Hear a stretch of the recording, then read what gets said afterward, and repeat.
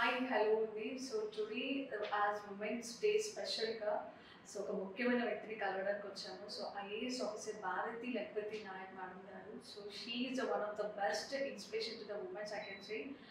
And Banjara నుంచి first IAS ఆఫీసర్గా madam ఇక్కడ మనకి సెక్రటరీలో she already working now. So ఇవాళ ఒక ఉమెన్స్ డే స్పెషల్గా ఆమె గురించి తెలుసుకొని just let's meet her and what are the responsibility she has done and లైఫ్లో ఎలాంటి బ్యాలెన్సెస్ చేసుకున్నారు అండ్ సో తన కెరీర్ ఎలా స్టార్ట్ చేశారు, so how she got an opportunity. So ఈ వేలో తన అవ్వడానికి అంటే ఈ ఒక ఐఏఎస్గా తను ఇలాంటి రోల్ని నిర్వహించడానికి ఎలాంటి కారణాలు, సో తన లైఫ్ ఎలా కెరీర్ ఎలా స్టార్ట్ చేశారు. So just we want to know and ఉమెన్స్కి స్పెషల్ ఇన్స్పిరేషన్గా ఇవ్వాలనుకుంటున్నాను. సో ఇలాంటి ఒక ఇన్స్పిరేషన్ మేడం గురించి కొన్ని విషయాలు తెలుసుకున్నాము. సో ఇవాళ మన స్టూడియోలో ఉన్నారు madam. So hello madam. Hello Bhavana. So how are you అండి? I'm fine. How are you? Good. So మీ గురించి చెప్పండి మేడం. సో ఐఏఎస్గా సో మీరు ఇలాంటి ఒక వేలో వచ్చారు అంటే ఐఏఎస్గా మీరు ఎలాంటి థాట్ వచ్చింది, ఫస్ట్ ఎలా స్టార్ట్ చేశారు, అంటే ఈ రూట్ని ఎలా సెలెక్ట్ చేసుకున్నారు? యాక్చువల్గా అమ్మ ఫస్ట్ నా లైఫ్ గురించి చెప్పాలంటే నాకు 10th క్లాస్లోనే పెళ్ళయింది. 10th క్లాస్లో పెళ్ళయింది. నా ఏజ్ జస్ట్ 15+ ఆ టైం. ఎస్, ఆ టైంలో పెళ్ళి తర్వాత నేను రెగ్యులర్గా వెళ్ళి చదువుకున్నాను, కాలేజ్కి వెళ్ళి. ఇక్కడ హైదరాబాద్లోనే చదువుకున్నాను. పెళ్ళి నేను పుట్టింది మాది ఖమ్మం డిస్ట్రిక్ట్, పాల్వంచ నా నేటివ్ ప్లేస్. సో అక్కడ నుండి 10th ఎగ్జామ్స్ రాసిన తర్వాత సమ్మర్ హాలిడేస్లో పెళ్లి చేసేసారు. పెళ్ళైన తర్వాత హైదరాబాద్ వచ్చేసి హైదరాబాద్లో intermediate Nampally junior college girls, women's college కోటిలో గ్రాడ్యుయేషన్, పోస్ట్ గ్రాడ్యుయేషన్, బీఈడి వచ్చేసి Neelam Sanjeev Reddy college VV campus. అట్లా I have finished my academics. నేను ఎంఏ పొలిటికల్ సైన్స్. ఇంటర్లో వచ్చేసి history, economics, commerce. CEC. Yes.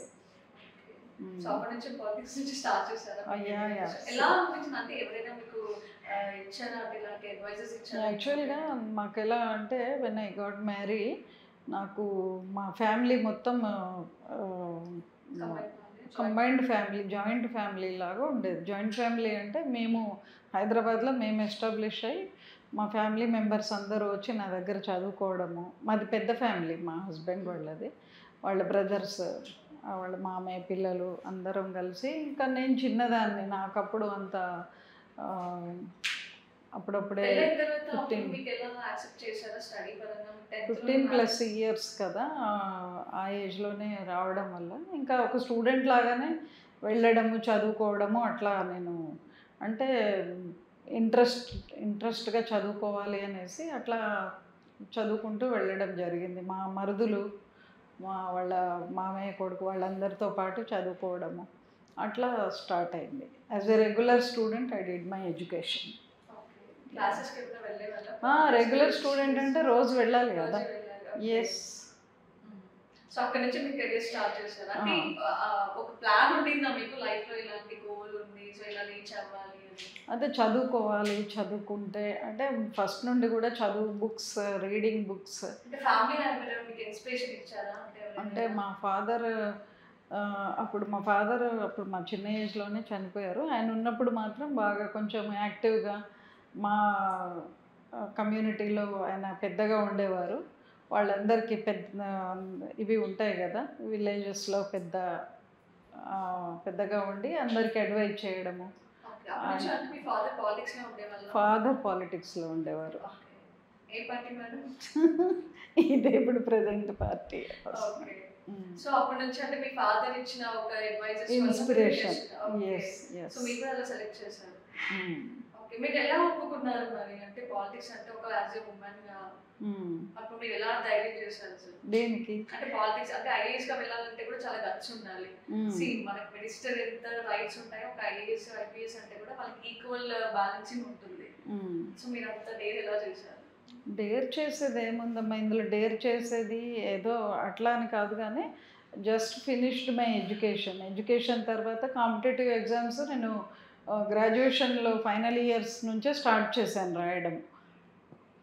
Competitive exams రాసుకుంటూ గ్రూప్ 2B రాశాను, గ్రూప్ 2B క్వాలిఫై అయ్యాను. అప్పుడు గ్రూప్ 2B ద్వారా సెలెక్ట్ అయ్యి ఒక జాబ్ చేశాను. ఆ తర్వాత నెక్స్ట్ ఇంకొక సెకండ్ సెంట్రల్ గవర్నమెంట్ జాబ్ చేశాను. ఆ తర్వాత ఆ జాబ్ చేసుకుంటూనే ఈ ఏపీపీఎస్సిలో డిప్యూటీ కలెక్టర్గా సెలెక్ట్ అయ్యాను. ఏపీపీఎస్సి, ఇప్పుడు ఏపీపీఎస్సియే కదా. సో ఇది 1993 విషయం నేను మీకు చెప్తుంది. 93లో నేను I got selected first deputy కలెక్టర్గా. హైదరాబాద్లో. అంటే పుట్టింది ఖమ్మము, పాల్వంచలో. 10th వరకు అక్కడ చదువుకొని 10th తర్వాత ఇక్కడ హైదరాబాద్ వచ్చేసి ఇక్కడే నేను పర్సూ చేశాను ఎడ్యుకేషన్. ఓకే. సో పెళ్ళైన తర్వాత మీ హస్బెండ్ వచ్చి అత్త మామలు ఇలాంటి చాలా రెస్పాన్సిబుల్ ఉంటాయి. అలాంటి టైం మీ ఎడ్యుకేషన్ స్టార్ట్ చేయడానికి ప్రోత్సహించారా, సపోర్ట్ చేశారా? ఇంకా నా పర్సనల్ ఇంట్రెస్ట్ ఒకటి బాగా ఉండింది, చదువుకోవాలి, I have to do something అనేసి ఇంకా చదువు మీద I use to focus on education. Though I'm married, ఇంత పెద్ద ఫ్యామిలీ ఉన్నప్పటికీ కూడా ఎక్కువ ఎడ్యుకేషన్ మీద ఫోకస్ ఉండేది. ఎడ్యుకేషన్ కంప్లీట్ చేయాలి. అండ్ దెన్ ఫైనల్ ఇయర్ నుండి కాంపిటేటివ్ ఎగ్జామ్స్ రాయడము అట్లా చేస్తే this is my third posting అనమాట. ఎస్. మీరు చూస్తున్నట్టయితే 1993 అంటున్నారు when you were selected as a deputy collector గా. ఫస్ట్ 1989లో గ్రూప్ 2B ద్వారా సెలెక్ట్ అయ్యాను. అప్పుడు ఎలా ఉంది, ఇప్పుడు ఎలా ఉంది ప్రభుత్వాలు చేంజెస్? అప్పుడు అంటే so when I joined Chandrababu Naidu గారు was the chief minister at that time. And then Chandrababu Naidu గారు, ఆ తర్వాత రాజశేఖర్ రెడ్డి గారు తర్వాత నెక్స్ట్ ఇదే గవర్నమెంట్ కదా, మా రోషయ్య వారు చనిపోయారు. రాజశేఖర్ రెడ్డి గారు చనిపోయాక రోషయ్య గారు వచ్చారు ఫర్ సమ్ టైమ్. ఆయన తర్వాత కిరణ్ కుమార్ రెడ్డి. అండ్ దెన్ ఈ new government Telangana government form చేసింది. అంటే వెల్ఫేర్ వైజ్ అమ్మా, అంటే యాజ్ పర్ అంటే నా పర్సనల్ ఒపీనియన్ రాజశేఖర్ రెడ్డి గారు చాలా వెల్ఫేర్ స్కీమ్స్ బాగా చేశారు ఫర్ పూర్ ఈ వీకర్ సెక్షన్స్కి చాలా బాగా స్కీమ్స్ అవి బాగా చేశారు. అది ఇప్పుడున్న ప్రభుత్వానికి అప్పుడున్న ప్రభుత్వానికి డిఫరెన్స్ అంటే జస్ట్ ఈ గవర్నమెంట్ వచ్చి 3 months కూడా ఇంకా పూర్తి కాలేదు. Over a period of time we will come to know how it is functioning. Yes, we can't comment in this short tenure కదా. డెసిషన్ మేకర్స్ కి సంబంధించి అంటే ఇప్పుడు మినిస్టర్స్ కానీ మంత్రులు ఎవరైతే ఉన్నారో మన ఐఏఎస్ కి, సో అంటే మీకు కూడా ఉంటుందా డెసిషన్ మేకింగ్? డెసిషన్ మేకింగ్ అంటే decision they will take. Okay. So implementing me side నుంచి వస్తుందా? Implementing only. whatever. Yes, we are only implementing agency. So మంత్రులు మా దగ్గర నుంచి మాత్రమే డెసిషన్స్ వస్తాయి. అంతే కదా, they are the decision maker. So we have to advise them as per rule. Okay. So as a IAS గా మీకున్న రెస్పాన్సిబిలిటీస్ ఎలా ఉంటాయి? బాధ్యతగా ఇంకా ఐఏఎస్ ఆఫీసర్స్ అంటే రూల్ ప్రకారం వెళ్తాము, రూల్స్ ఏమున్నాయో చెప్తాము, ఆ రూల్ ప్రకారం చేయాలి అనేది we will guide into file. So they have to take decision. Okay. అంటే గవర్నమెంట్ స్కీమ్స్కి కూడా మీరు ఏమైనా ఫాలోఅప్ చేస్తూ ఉంటారా? స్కీమ్స్కి సంబంధించి కానీ స్కీమ్స్ ఇప్పుడు జాయింట్ కలెక్టర్గా చేసినప్పుడు అవన్నీ చేసేవాళ్ళము, ఫీల్డ్ గ్రౌండ్ లెవెల్ వర్క్ కాబట్టి ఆ టైంలో అటువంటివి చేయడము, ఫాలో చేయడం, ప్రజావాణి చేయడము. అప్పుడు ప్రజావాణి చేసేవాళ్ళము. మహబూబ్ నగర్ జిల్లాలో నేను జాయింట్ కలెక్టర్గా వర్క్ చేసినప్పుడు ప్రజావాణి కార్యక్రమం ప్రతి సోమవారం చేసేవాళ్ళము. అదేవిధంగా డిఫరెంట్ వెల్ఫేర్ స్కీమ్స్ ఉండేవి. పిల్లలకి అప్పుడు స్టూడెంట్స్కి స్కాలర్షిప్స్ ఇంట్రడ్యూస్ చేశారు ఆ టైంలో. అదేవిధంగా రాజశేఖర్ రెడ్డి గారు వారి టైంలో అదొకటి Apad Bandhu. It was very good scheme for ఆ టైంలో ఆపద్ బంధు అనేసి పూర్ సెక్షన్ వాళ్ళకి, వీకర్ సెక్షన్ వాళ్ళకి. హెల్త్ కార్డ్ కాదమ్మా, అది ఆపద్ బంధు అనేసి ఇది ఆ ప్రోగ్రామ్ పేరు. అంటే హెల్త్ సమస్యలు, ఈ డిసీజ్డ్ వాళ్ళకి ట్రీట్మెంట్, వైట్ కార్డ్ హోల్డర్స్కి ఫ్రీ ట్రీట్మెంట్. ఆరోగ్యశ్రీ రూపంలో కూడా మనకి రాజశేఖర్ గారు ఉన్నప్పుడు అయితే ఇచ్చినట్టు మనకి తెలుసు. సో అది ఇప్పటికీ కూడా ఇంకా ఇంప్లిమెంట్ అయితే Aarogyasri is one of the scheme name. Apad Bandhu has been introduced into Rajasekhar Reddy గారి టెన్యూర్. ఎస్. సో ఇప్పుడు అయితే మనకి హెల్త్ కార్డ్స్ లాగా, అంటే ఆరోగ్యశ్రీ మీరు అంటున్నట్టు ఇది ఉన్నారు కదా ఇప్పుడు ఒకటి ఆపద్ బంధు అని లాంటివి కూడా ఇప్పుడైతే అలాంటి స్కీమ్స్ ఎక్కడ లేవు మనకి. స్కీమ్స్ ఎందుకు లేవు? ఇప్పుడు గవర్నమెంట్ హెల్త్ గురించి బాగానే ఫోకస్ చేస్తుంది. ఇప్పుడు ఎలాంటివి ఉన్నాయి? ఇప్పుడు ప్రజెంట్ ఆరోగ్యశ్రీ ఉంది. వైట్ కార్డ్ హోల్డర్స్కి free treatment. Major diseases like heart, liver, kidney, cancer, ఇటువంటి వాటికి they are giving treatment. So ఐఏఎస్గా మీరు ఇలాంటి స్కీమ్స్కి కూడా లైక్ ఇంప్లిమెంటింగ్ పార్ట్ మాత్రమే మీరు ఐఏఎస్గా చేస్తున్నారు, మీ responsibility. Okay. So coming to your personal matter, మీకు పిల్లలు? నాకు 2 sons, 1 daughter. ఓకే. 2 అబ్బాయిలు, 1 అమ్మాయి. ఓకే. ఎప్పుడు మీకంటే 10th క్లాస్ తర్వాతే అయింది, మ్యారేజ్ అయింది 15 years లోనే? అవును. ఓకే. సో ఎన్ని yearsకి పిల్లలు పుట్టారు? నాకు ఏమంటే పుట్టేశారమ్మా పిల్లలు. 1984లో నాకు ఫస్ట్ సన్. 1984. ఓకే. ఆ తర్వాత 86, 90 లాస్ట్ డాటర్. ఇప్పుడు వాళ్ళు దే సెటిల్ డౌన్ అమ్మా, వాళ్ళంతా. They settle down. I have become grand mother. Oh wow. Yeah. But you never looks like madam. See, yes. You are look like very young and chala kanpistunaru. But to be frank, after marriage there will be much responsibilities as a woman, right? So to be handled as being ఒక కోడలిగా ఇంట్లో ఎలా responsibilities ఉంటాయో అది మీ career part కూడా చాలా high priority ఉంటుంది. So ఎలా బ్యాలెన్స్ చేసుకున్నారు, ఎలా మూవ్ అయ్యారు? బ్యాలెన్స్ ఇది ఒక బాధ్యత. ఆఫీస్ అనేది, మన వృత్తి అనేది కూడా ఒక రెస్పాన్సిబిలిటీ. ఆ రెస్పాన్సిబిలిటీ యాజ్ వెల్ ఫ్యామిలీలో కోఆపరేషన్ ఎలాగో. ఇంకా వర్కింగ్ ఉమెన్ అంటే ఇంకా ఆయన డిఫెన్స్, మా హస్బెండ్ డిఫెన్స్లో చేసి ఆయన రిటైర్ అయ్యారు. వర్కింగ్ ఉమెన్ అంటే ఇంకా 2 చూసుకుంటాము, బ్యాలెన్స్ చేసుకొని. అంత హైదరాబాద్ సిటీలో ఇంకా వర్కింగ్ కల్చర్ ఉండనే ఉంది అన్ని ఫ్యామిలీస్లో. అప్పట్లో తక్కువ ఉన్న, హైదరాబాద్లో బాగానే వర్కింగ్ ఉమెన్ బాగానే ఉన్నారు, అంత తక్కువేం లేదమ్మా. ప్రతి ఫ్యామిలీలో లేదు, అప్పుడు కూడా బాగానే 50% వరకు వర్క్ చేసేవాళ్ళు. అంటే అది ఇండివిజువల్ ఇంట్రెస్ట్. ఇప్పుడు సపోజ్ ఇంటి పట్టునే ఉండాలని కాదు, కానీ కొంతమంది ఫీమేల్ ఎలా ఉంటారంటే they feel more comfort at home, they doesn't want to come out. అంటే వాళ్ళ ఇండివిజువల్ పర్సనాలిటీని బట్టి ఉంటుంది కదా, depends on their individual decision. దాన్ని బట్టి వాళ్ళు డిసైడ్ అవుతూ ఉంటారు వాళ్ళకి ఎక్కడ కంఫర్ట్ జోన్. గర్ల్స్ అందరూ, విమెన్ అంతా బయటకు వచ్చి వర్క్ చేయాలని ఇష్టపడరు. వాళ్ళు ఉన్న ఫీల్డ్లో కంఫర్ట్గా ఫీల్ అయినప్పుడు.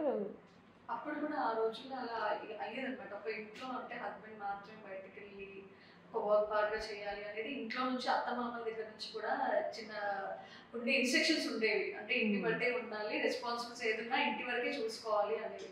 బట్ ఆ టైంలో కూడా, ఆ జనరేషన్లో కూడా మీరు ఇంత అంటే ఇప్పుడు నాకు ఒక ఏంటంటే గాడ్స్ గిఫ్ట్ అనుకోండి. ఏంటంటే నేను when I started pursuing my education, I never gone back. That has become plus point for me. And they started encouraging me. ఎప్పుడైతే తను రాణిస్తుంది ఎడ్యుకేషన్లో అని వాళ్ళు చూసుకున్నారో, వాళ్ళు ఇంకా ఏమనడానికి లేదు కదా.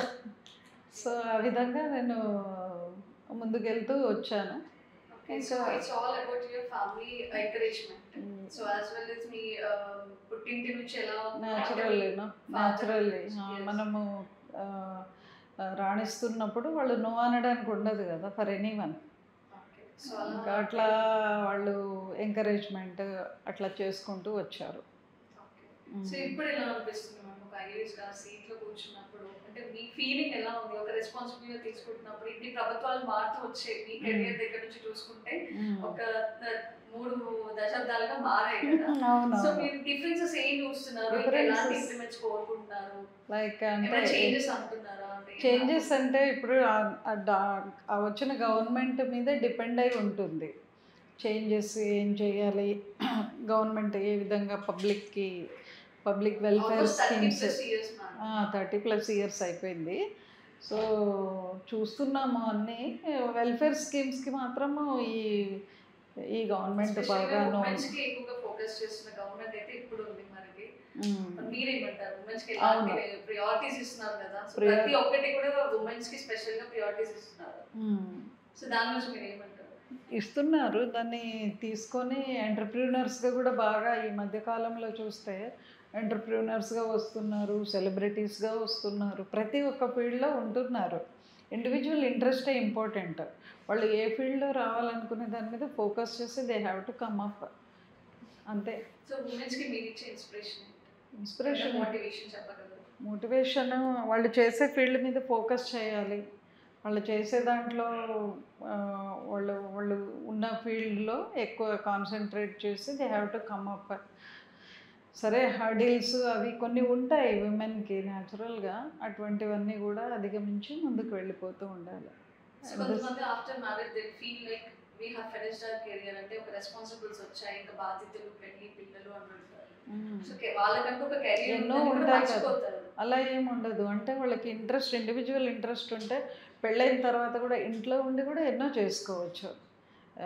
చాలా ఉన్నాయి కదా, ఇంట్లో ఉండి కూడా they can earn money, they can do some handicraft work if they are interested into that, embroidery or something, and stitching, something like that, boutiques. వాళ్ళ ఇంట్రెస్ట్, ఇండివిజువల్ ఇంట్రెస్ట్ని బట్టి ఉంటుంది అది.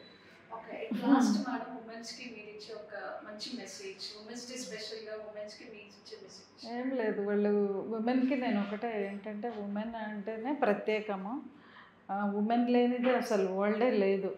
ఉమెన్ మనము ఆకాశంలో సగం ఉమెన్. సో ఉమెన్ యొక్క importance and చాలా equal to మగవారితో సమానము. కాంపిటీషన్ ఈక్వల్గానే, ఈక్వాలిటీ ఉంది, సమానంగానే నడిస్తేనే అప్పుడే కదా ఒక సమాజం యొక్క అభివృద్ధి అనే దాన్ని ఎలా కొలుస్తారు అంటే, కార్ల్ మార్క్స్ సేయింగ్ ఒకటి చూశాను నేను మొన్న ఫేస్బుక్లో, చదివాను రీసెంట్లీ, టూ డేస్ అగో. కార్ల్ మార్క్స్ ఏమంటారు, నువ్వు సమాజాన్ని ఎట్లా కొలుస్తావు, సమాజం యొక్క అభివృద్ధిని అంటే ఆ ఉమెన్ యొక్క డెవలప్మెంట్ని చూస్తేనే నీకు తెలుస్తుంది అని చెప్తారు. So that is the truth. News 360 channel ప్రేక్షకులకి, వ్యూవర్స్ అందరికీ కూడా ఇంటర్నేషనల్ ఉమెన్స్ డే సందర్భంగా శుభాకాంక్షలు.